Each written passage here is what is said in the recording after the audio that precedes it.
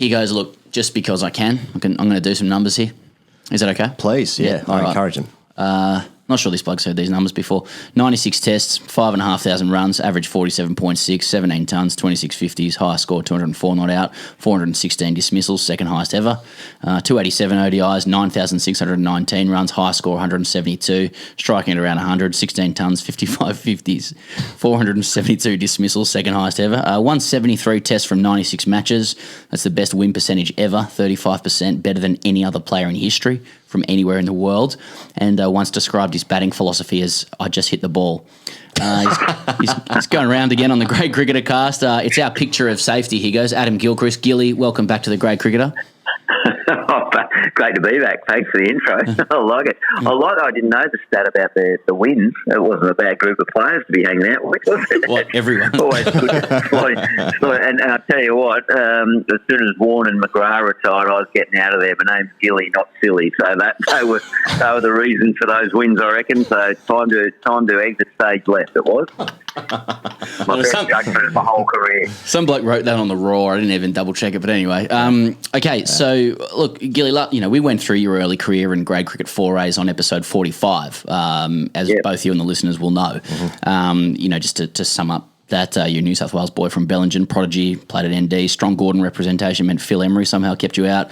You went to WA, you rudely unseated Ian Healy, who asked for one more game at the Gabba because he just wanted one.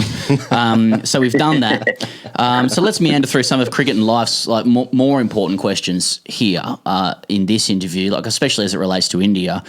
Who's right about Mankads and whose side are you on, Ravi Ashwin or Ricky Ponting?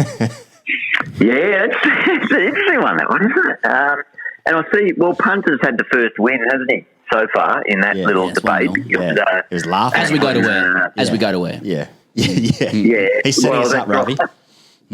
Yeah, well, that's right. And I like the way he announced to the world, just the world, you're on notice. I'm not going to be that kind again. So Punter won the debate. He got Ravi just to cool his jets for that first opportunity against our good man Aaron Finch. But I reckon it'll come out again. And look, you know what? I'm starting to turn in.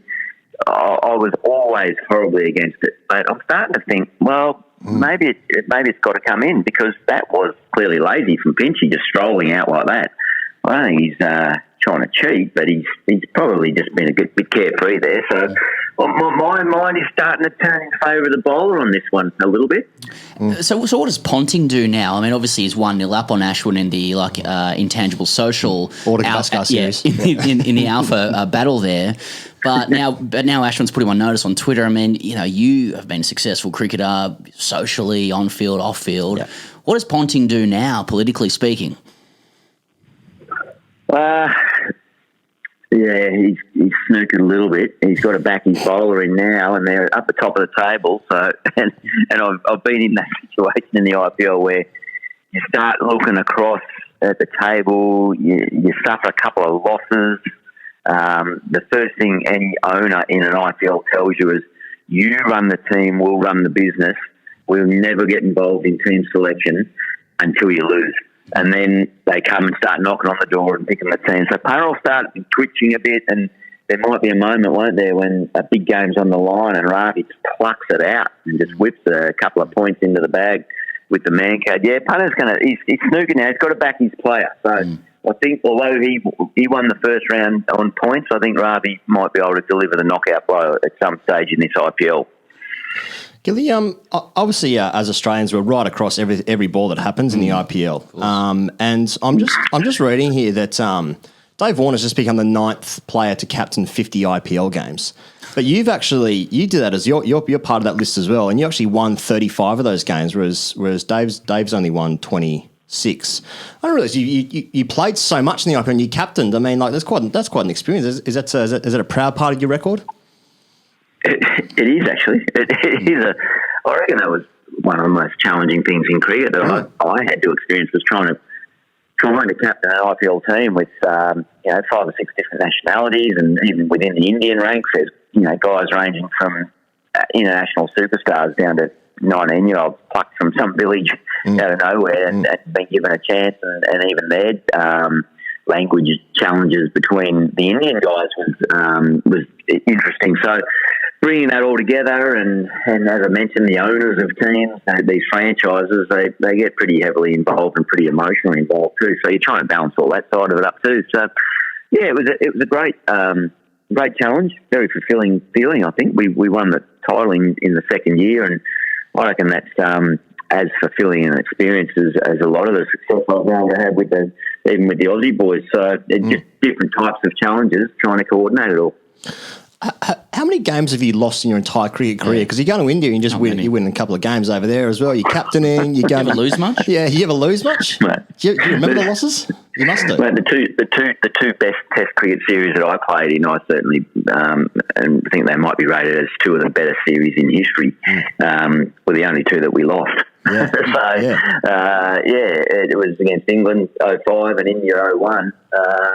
Pretty decent cricket being played, and I didn't do a great deal in either of the series. So, there was losses there. There's a few losses I remember for Gordon, Poitov and Gray. I don't think we ever got all the way to the big dance with the Stags, and so to Northern Districts.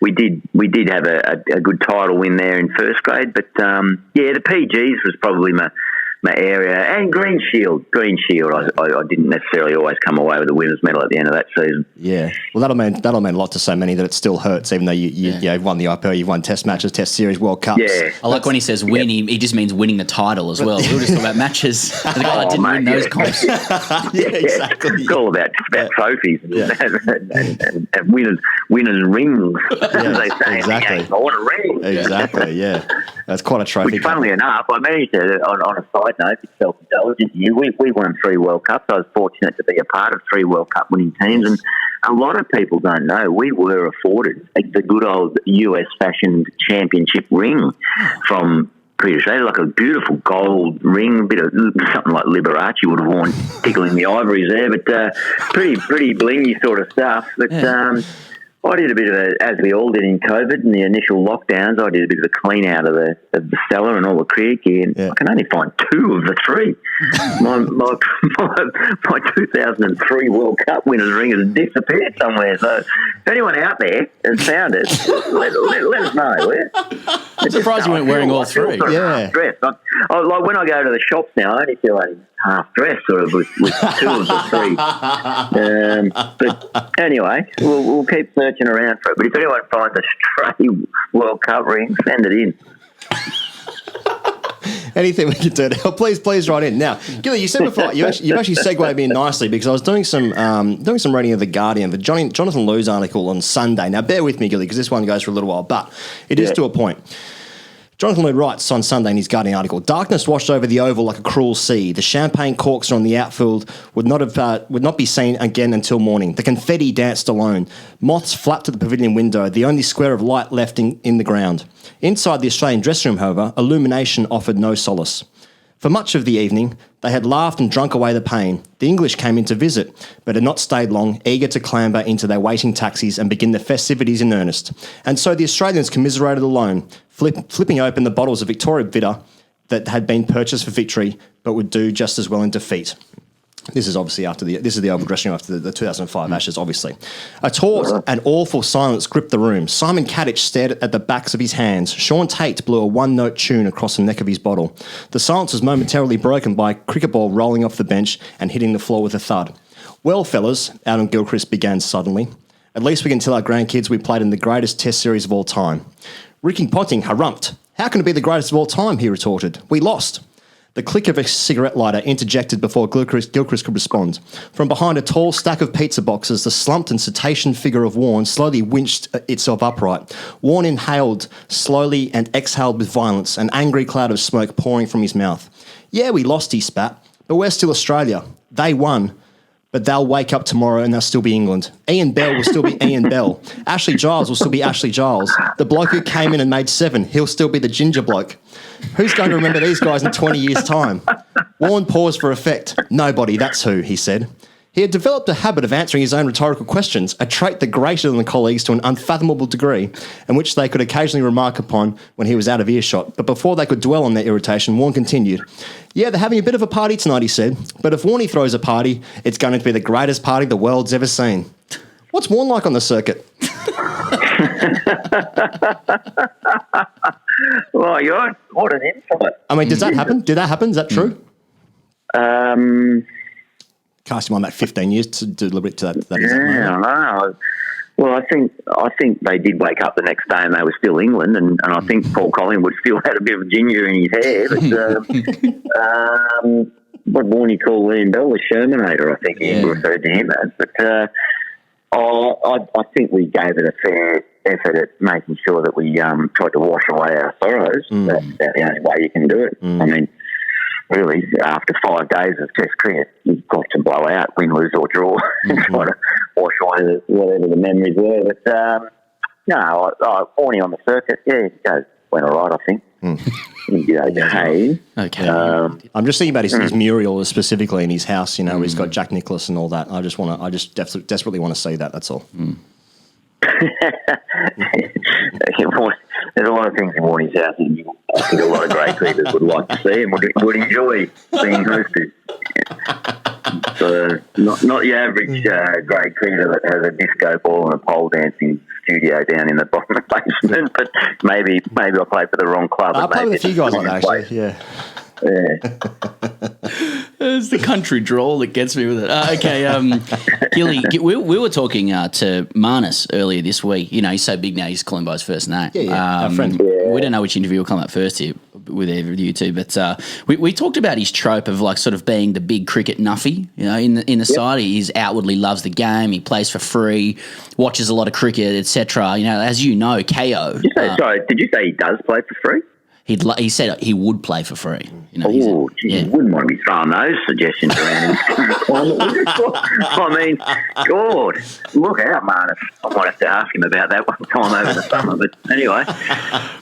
As you know, as you well know, Gilly, KO's now showing the Shield. You know, we're not sponsored by them, by the way. We just like to talk about them all the time. I note that since this news came out, you know, many have been saying the Shield's on KO. Well, that's my weekend sorted. So as an all-time great, where do you sit on the cricket watching spectrum? You know, between someone who studiously and attentively devours every ball of the Sheffield Shield to the exclusion of all other things, all the way through to the idea that it's insane to think about watching domestic cricket in October because you're not a one-dimensional character and you have a life.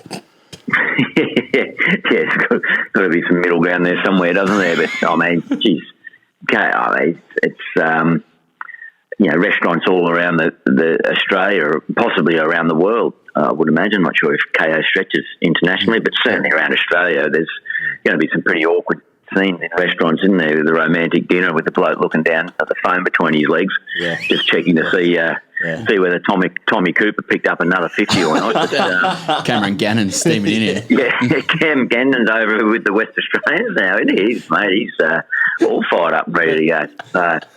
It's going to be interesting viewing. Park 25 will come up a treat on the screen. Yeah, it's a beautiful ground there. That brings nightmares to me. That's where we did a lot of training in the Cricket Academy down there back in the day, back in the early 90s. And I tell you, she wasn't in any condition to host first-class cricket back then, but I think it's improved somewhat now.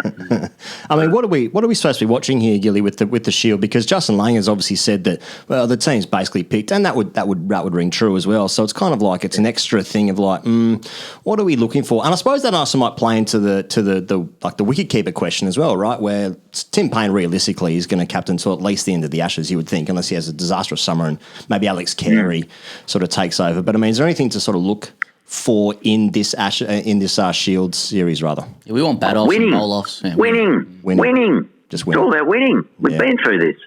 You want a ring. That's all I want. I don't remember getting a Sheffield Shield ring. I think that's got to be some sort of focused in it, trying to win the Sheffield Shield, not just try and have practice games to get picked for Australia.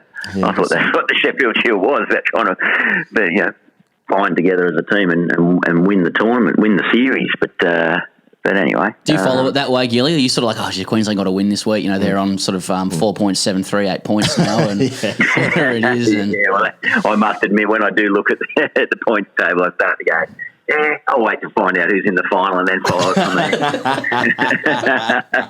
It is, trying to do the maths on it is ridiculous, isn't it? But Well, I mean, most of the blokes struggled to do the math on it when it was 6 points for a win, 2 points for first innings, and so we still couldn't get the scenario right.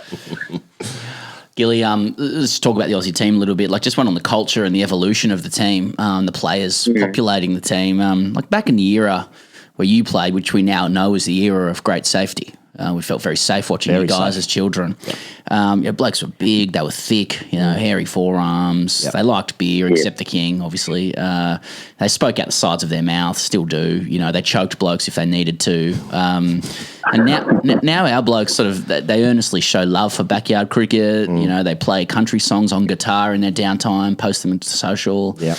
And they regularly top up with Botox, to maintain skin purity. A number of players do this. It's been confirmed. Do these developments sort of concern or excite you, and can only be one or the other? Yep. Oh, it's gravely concerning, really.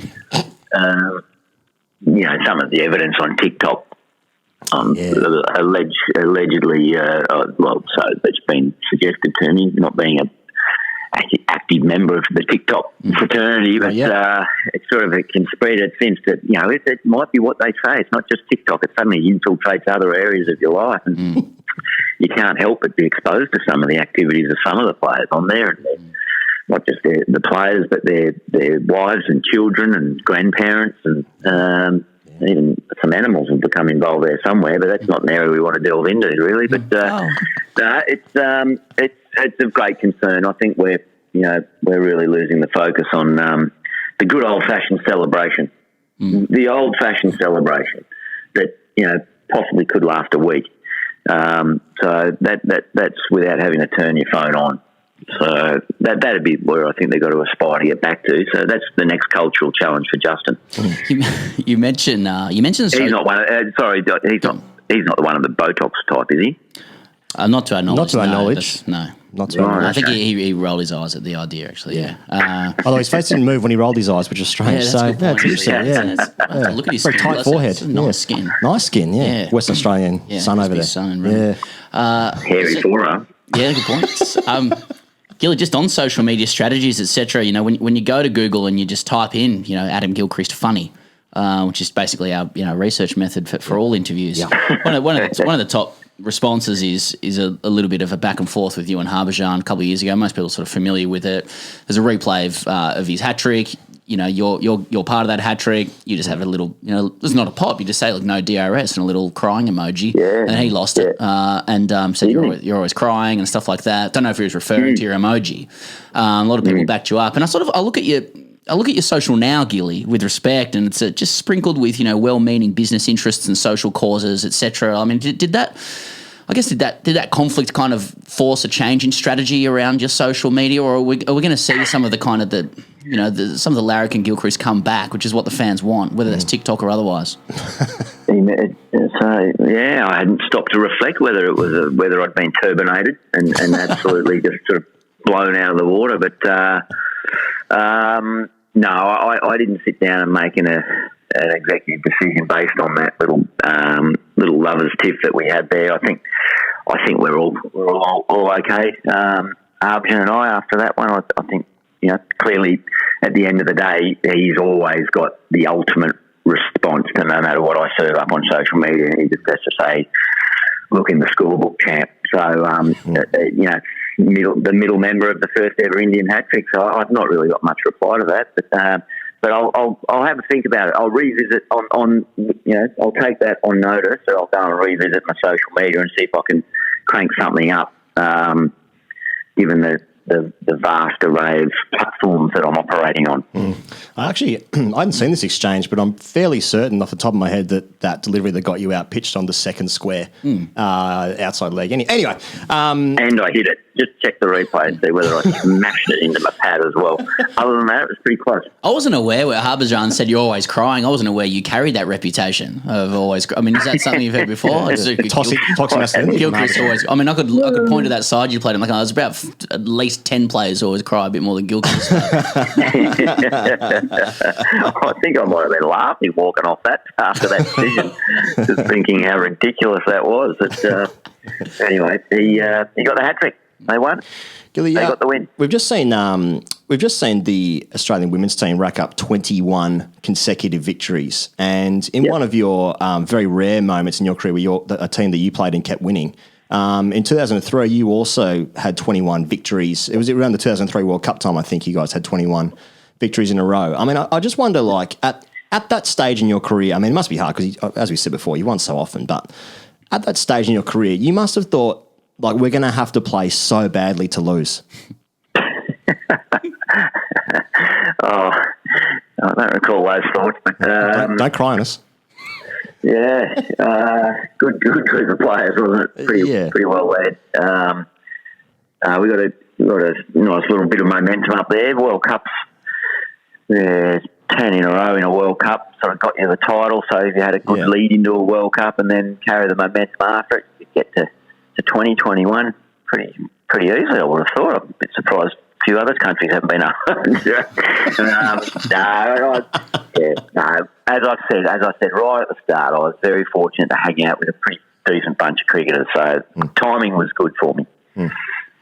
Adam Gilchrist, that was a volley of questions with no real sequence to it in any way from Ian and I, but you've dealt with them all very, very well. Thanks so much for your time. Second time round. We hope to catch you during the summer. Yeah, looking forward to it. Looking forward to seeing a bit of international cricket, a bit of Big Bash, but most importantly, just hearing the stories and the tales and seeing who are in the finals of the various grade competitions around Australia throughout the season. Look forward to it. Be looking in the details section of the newspaper each week, wherever I am, which will probably be Perth because no one's going anywhere at the minute. But I'll keep an eye out for all the leading run scorers and wicket takers across the grade comps. Keep the dream alive, boys. You're doing a great job.